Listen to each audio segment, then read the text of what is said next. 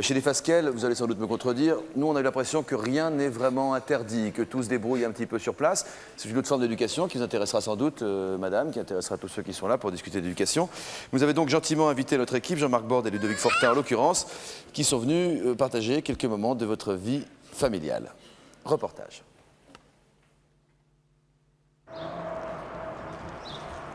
Alors là, c'est les cheveux de qui ici? De Théotime, mais pourquoi tu lui as coupé les cheveux? Moi, je lui coupe pas les cheveux à Théotime. Je trouve que c'est beau les cheveux de bébé. Moi, je suis déçue que tu aies coupé les cheveux de Théotime. Regarde, des belles petites boucles dorées. Il avait des beaux cheveux, Théotime. Regarde, tu trouves qu'il est beau maintenant? Non. Alors, tu recommenceras plus. Oui. Promis? Allez, va jeter les cheveux maintenant. Non. Allez, maintenant, on va aller faire à manger. Oui. Qu'est-ce qu'on va faire? Des galettes? Des galettes avec les céréales? Celui-là? Pourquoi on prend le rouge? Aussi le bleu. Le bleu aussi? Seulement le lait à toi et à Tiffen. Tu vas t'asseoir là? Oui. Ils ont chacun leur lait, pour les faire. Oui. Ça, c'est le lait de Oriane, faut pas se tromper.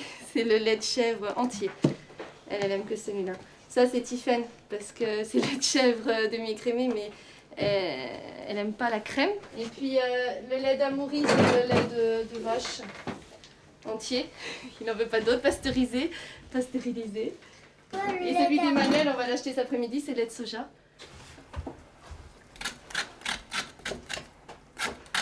Les Africaines, elles font tout avec les bébés sur le dos, mais moi, j'aime bien les avoir devant. Tu vas en manger des galettes aujourd'hui? Oui. Et tu veux quoi, avec du haricot? Moi, je veux une yaourt après. Un yaourt? Non, on va peut-être commencer par les haricots. T'avais dit que tu voulais des haricots. Et alors, si elle mange un yaourt avant les haricots, et ça vous gêne pas? Bah non, puisque de toute façon, elle aura tout dans l'estomac. Donc, comme elle préfère. Et celui-là, tu veux ça alors? Avec du Pour une fois. sucre. Oui, je sais, c'est à cause du sucre que tu veux celui-là.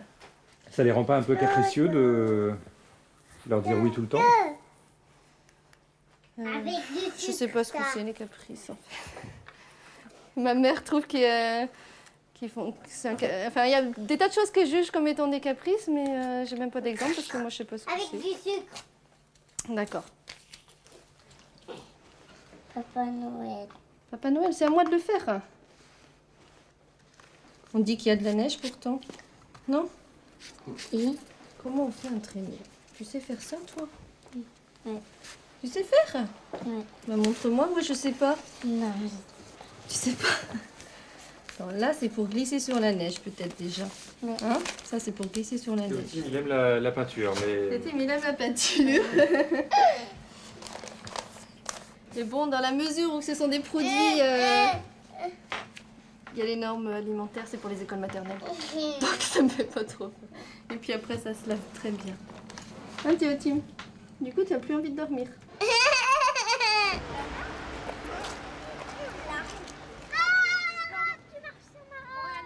C'est nouveau pour eux d'aller à l'école? Pour Tiffen, non, c'est la deuxième année. Mais pour Amaury et Emmanuel, oui, c'est nouveau. Et ça se passe bien. Beaucoup nous disaient après, va commencer l'école à 11 ans, il y aura des difficultés d'adaptation. Qu'est-ce que ça a été tes difficultés d'adaptation? Est-ce que tu as eu des difficultés d'adaptation d'après toi? Peut-être que les profs auraient peut-être dû éviter de dire que c'était la première fois que tu allais à l'école, non? Comme ça, tu serais passé plus inaperçu? Non. Faut dire que tu étais en avance. Non, t'as pas envie de passer inaperçu. D'accord.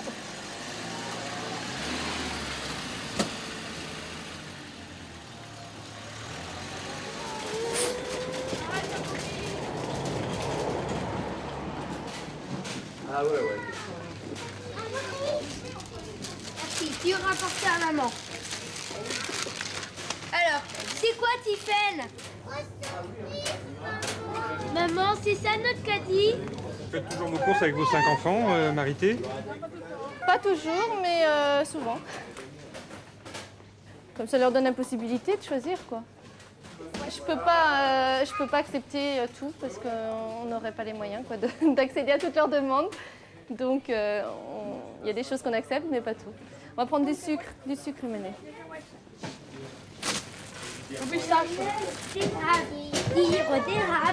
Alors c'est tout. Maman, je payerai après toi. Je payerai après toi. Mais il y en a déjà un pot.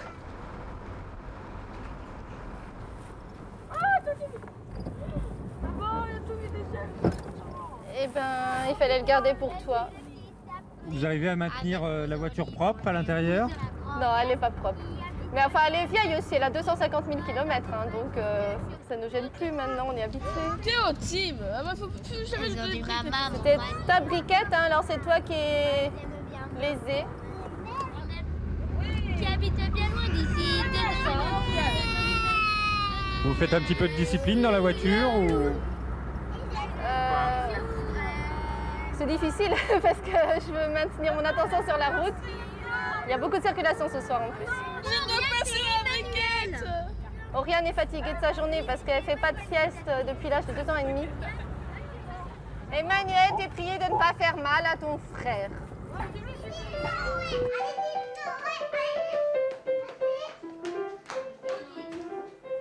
On va appeler Tiffany pour son violoncelle.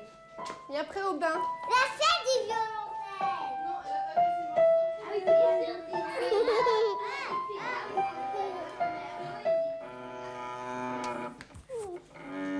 Non, tu te trompes, Tiffany. C'est 4, 4. Et est-ce qu'il y a un des deux parents qui est plus autoritaire que l'autre? Est-ce que c'est...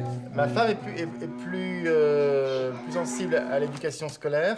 Moi, je suis plus sensible à l'éducation du savoir-vivre. La politesse, c'est pour moi une chose très importante. Qu'est-ce que vous Papa, c'est exactement le même Le nom. respect, une politesse non pas de convention, mais une politesse intelligente qui respecte les autres. Alors, Tiffany, elle commence maintenant à vouloir s'aller toute seule. Il y a encore des fois où elle aime bien que papa la lave parce qu'elle n'a pas eu papa dans la journée, donc forcément... Oui, papa. Papa, gros papa méchant. Je suis un gros papa méchant. Arrête, rien. T'as peur de papa, hein? Non, j'ai pas peur de papa, il est gros con, papa. Quoi? Qu'est-ce que t'as dit? Il est gros con, Et papa. pourquoi, ça veut dire quoi ça, Tiffany? Ça veut dire Ça quoi? veut dire gros mot. C'est quoi ça? C'est quoi ça, un con? Parce que c'est moi. C'est un gros mot. Faudrait que tu m'expliques ce que ça veut dire. C'est un gros mot. Bah non, il est tout petit, il est trois lettres. Regarde, il est tout, Tiffany, il est tout petit. C-O-N. C'est un tout petit mot. Allez, elle va respirer un coup. Oh, tu exagères, Marianne, tu exagères. Tu ramasses ça tout de suite. Allez, dépêche-toi. Bah, ça y est, on peut remonter sur place. Dépêche-toi. Ça vous est arrivé de ne pas être d'accord entre vous sur la façon d'éduquer les enfants et de vous comporter avec eux? Tout le temps. Éducation globale, on est d'accord sur le respect de l'autre, sur... La manière. C'est plutôt la réaction par rapport à quelque chose qui va choquer toi. Par exemple, concrètement. Par exemple, quand Emmanuel il est en train d'écraser, il se sert avec les mains dans le plat. Moi, à la limite, moi ça me gêne pas parce que c'est ce qu'il va manger lui. Bon, Eric voudrait qu'il apprenne ça parce que s'il l'apprend pas ici, où est-ce qu'il va l'apprendre? Est-ce que c'est pas les parents qui doivent les obliger justement à être comme tout le monde Nous-mêmes, on n'a pas envie de couler dans un moule. Maman, et- déjà, il y a que toi On n'a pas envie de couler nos enfants dans un moule, d'en faire des moutons, quoi.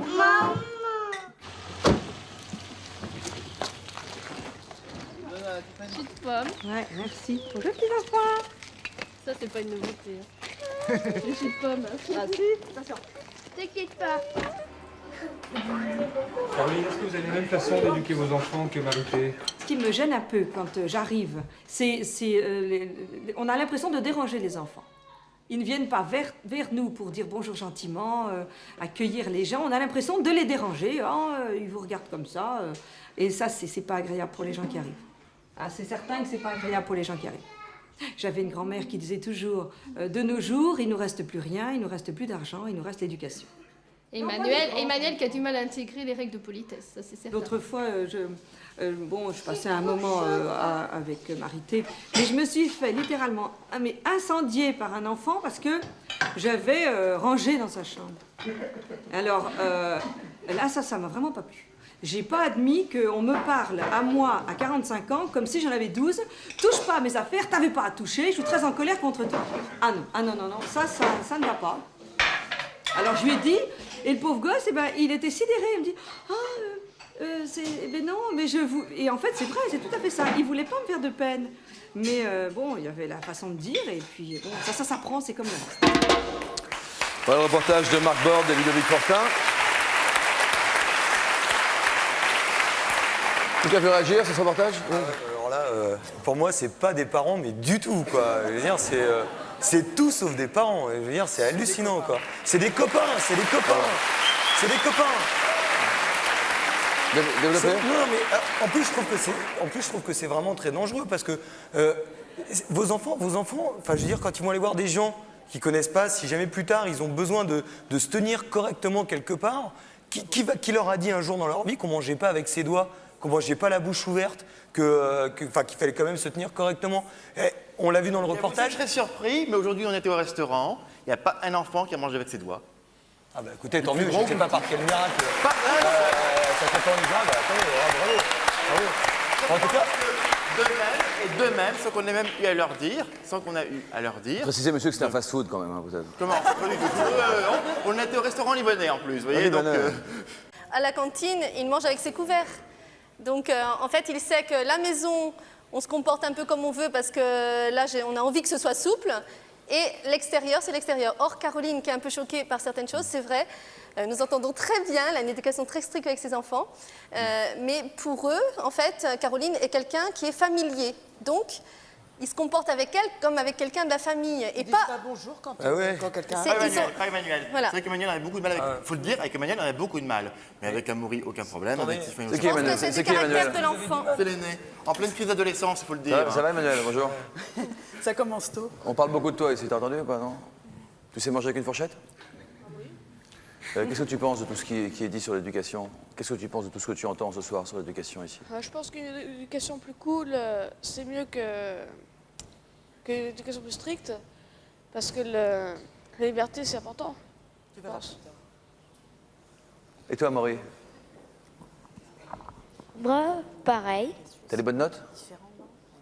Pas en français, mais en maths, ça va tout seul. T'as combien en maths? En maths, je me souviens plus, je crois que c'est dans les 17,3 Wow. de moyenne. Et toi, ça va à l'école, Emmanuel? Oui, très bien. Mais t'as 11 ans, toi? Oui. Et tu es déjà en 4e? T'es en avance, non? L'année dernière, j'étais aussi en 4e et j'ai choisi de la refaire.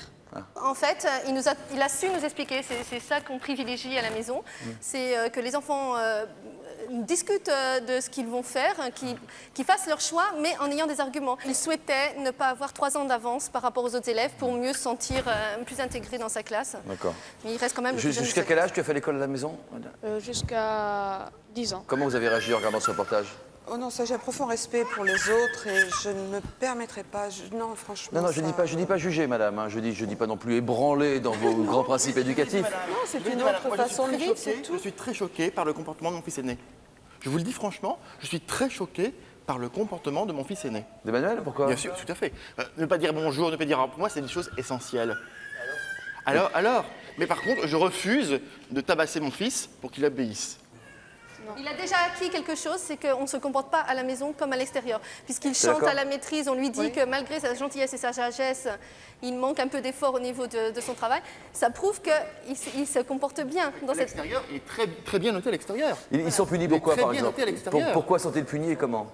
Quand ils font une bêtise, quand ils font quelque chose qui ne se fait pas, on leur fait réparer. C'est à eux, ils sont responsables. S'ils cassent, ils réparent. Donc, Emmanuel Sorcier était trop petit, il avait sali volontairement du linge, il a dû tout laver à la main lui-même. D'accord, par exemple. C'est une Amaury punition, renverse ça, souvent la boîte de chocolat. Il doit ramasser son chocolat et ce sera lui qui consommera ce chocolat, pas les autres. On n'a pas consommé du chocolat qui est tombé par terre. Et pourquoi le mettre à la poubelle? Chez nous, le budget est serré, donc on doit faire attention au budget familial, etc. Non, mais on s'aperçoit que même dans les familles qui pourraient paraître relaxistes, il y a des principes qui sont assez stricts. On n'a pas le droit de crier non plus. Je suis d'accord avec monsieur qui disait que, par exemple, la cuisine, le lieu où on est tous ensemble, la cuisine, salle à manger, c'est le lieu où doit régner l'harmonie familiale. Si un enfant fait une crise, crie.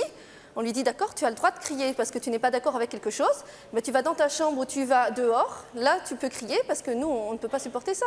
C'est une règle. Ça doit être de vie. crevant d'avoir des enfants à la maison à qui on fait l'école, non? Ce qui est fatigant, c'est de tendre, enfin, ce qui est un peu la définition des laxismes, c'est de toujours tendre à la conciliation. Et moi, c'est ce à quoi je pense, c'est ce que je souhaite faire.